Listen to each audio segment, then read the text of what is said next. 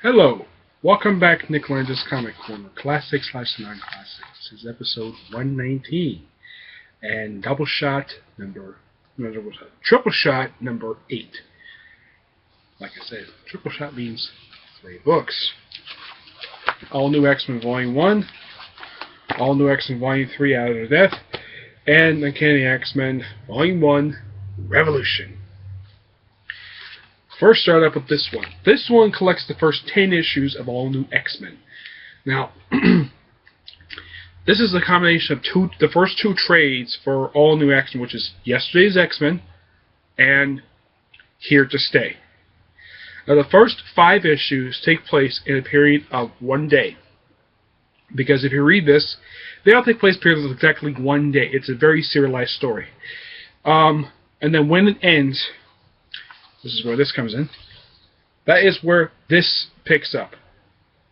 The first 3 issues of this take place concurrently, around the same time as issues 6 to 9 of this one.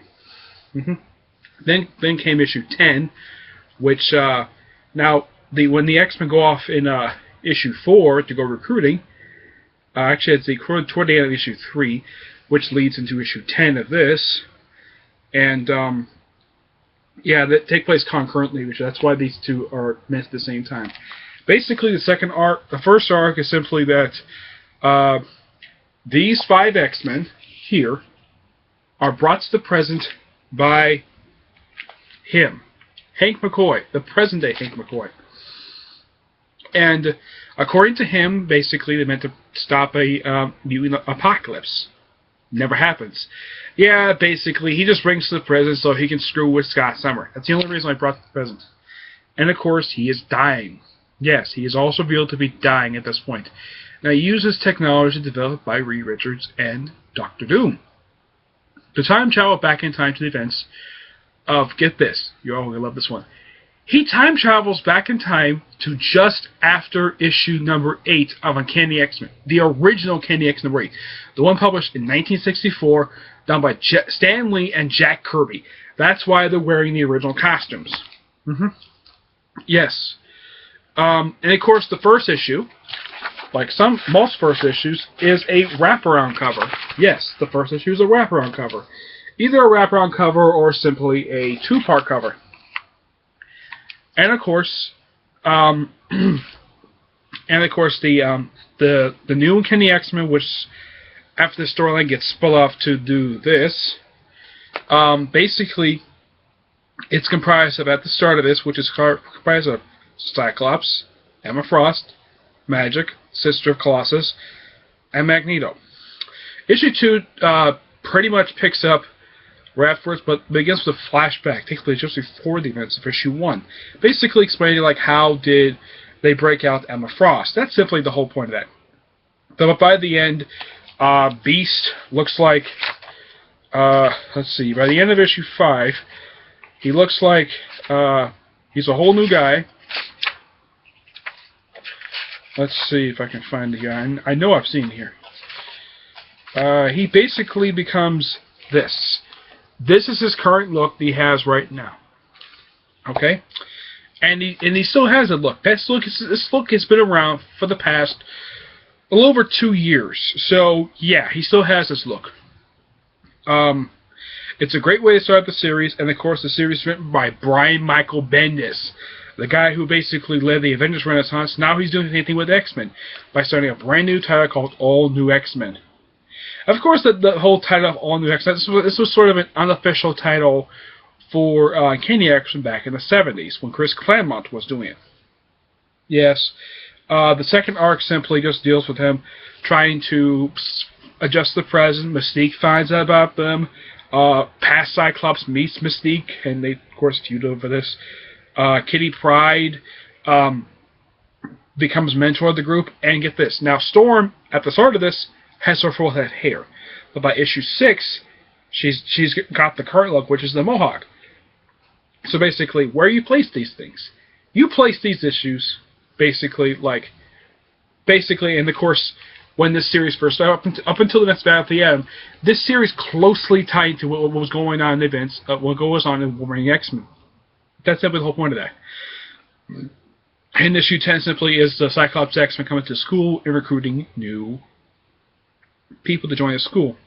Of course, this book is now a debut of the original X-Men in the present, but also the debut of Eva Bell and a few other new characters who basically, and just the whole point of the first arc is just to set up for a new Uncanny X-Men arc. Yes. Overall, for 10 issues, I give this book a 9.5 out of 10. It's a great way. If you just want to read the book, if you want to read, like, it's the first thing just quickly, this book could do it. This book basically has the debut of new Charles Xavier School for the Gifted. And, of course, they're all wearing these ridiculous outfits. I don't know why they wear these outfits, but one thing you should notice, though, Magneto wears the same outfit, same style of outfit he wears in this series.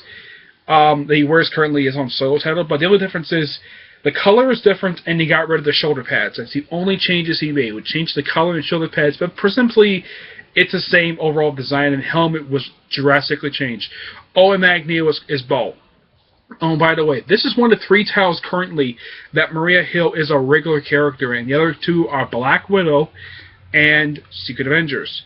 This one because of this guy, Scott Summers, so him being a fugitive. The only reason why, that's one reason. The other reason why, because this is also written by Michael Bendis.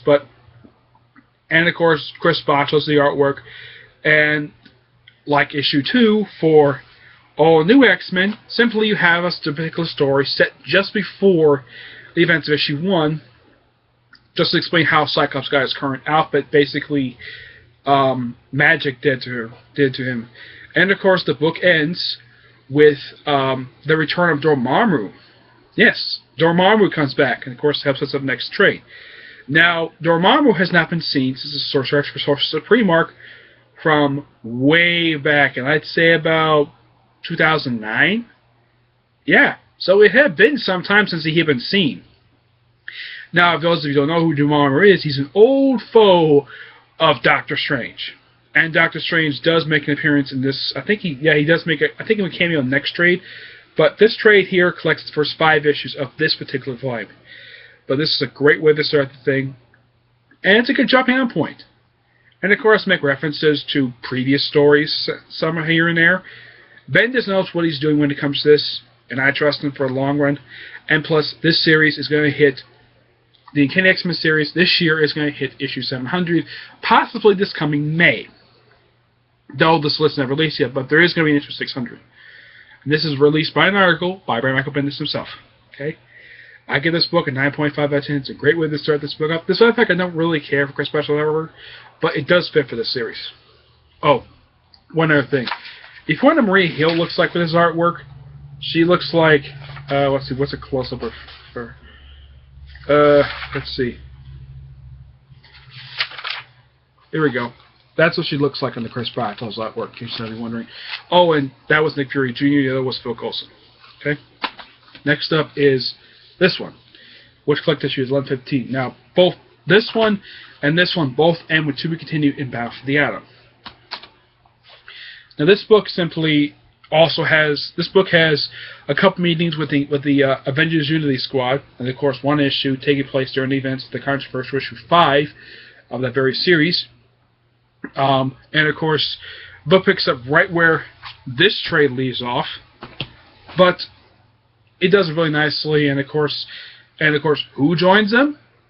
The Cuckoo, the separate Cuckoos join them, and the past version of Angel.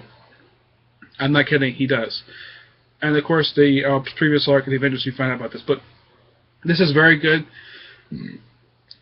Just like, you know, I have never really felt any disappointment with this series so far. I've read basically around the first 32 issues of the series. I have never felt disappointed with this series.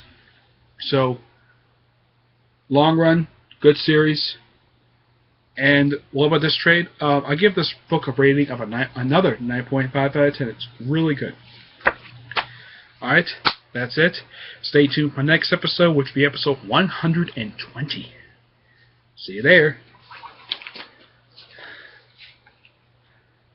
Bye.